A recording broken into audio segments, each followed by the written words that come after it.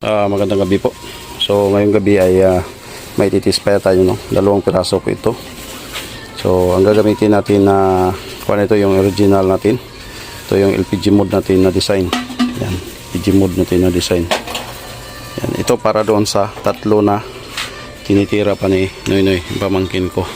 So bukas yan, baka ma-tispire na din natin.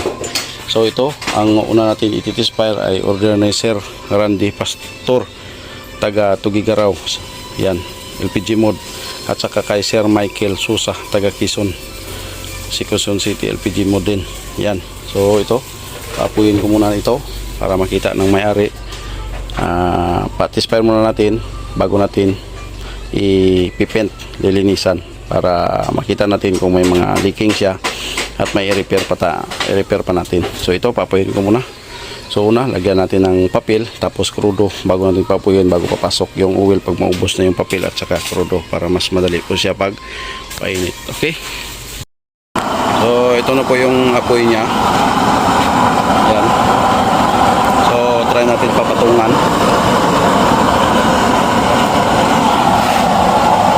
Yan. Bilang.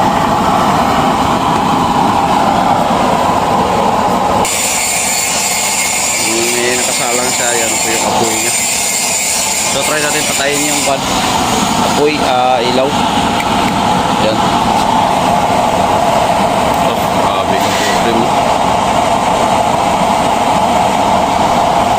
So try natin pahinaan, kalahati lang muna. Lagay natin sa kalahati. Yan. Patak niya, ganun pa rin, no? Patak pa siya. Patas. Tapos natin konti. Yan, so try natin pahinaan yung doon. Kabila. So yan yung in-in yung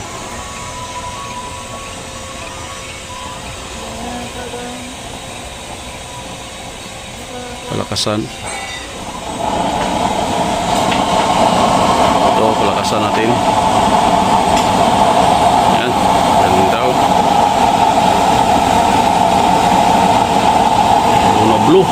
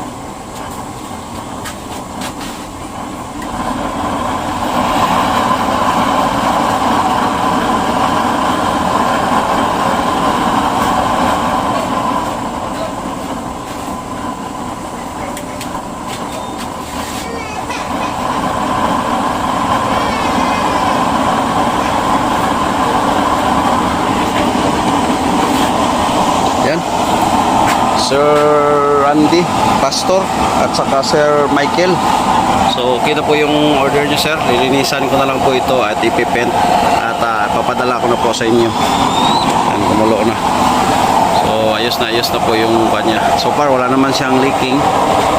So yan, tinitingnan natin kung may mga leaking para ma-repair pa natin pati yung tangke. okay na din siya, wala naman siyang leaking. Okay, ayos. So magandang gabi. Maraming salamat sa mga supporters natin, subscriber natin. Thank you po sa lahat na nag-order. Ito po yung mga nag-order. Yan. Ito, ang nalista natin hanggang 43 pa. 65 na po yung nag-order sa atin. So dito pa lang po tayo sa number 30. Okay, 30 pa na nakapila. 35. Okay.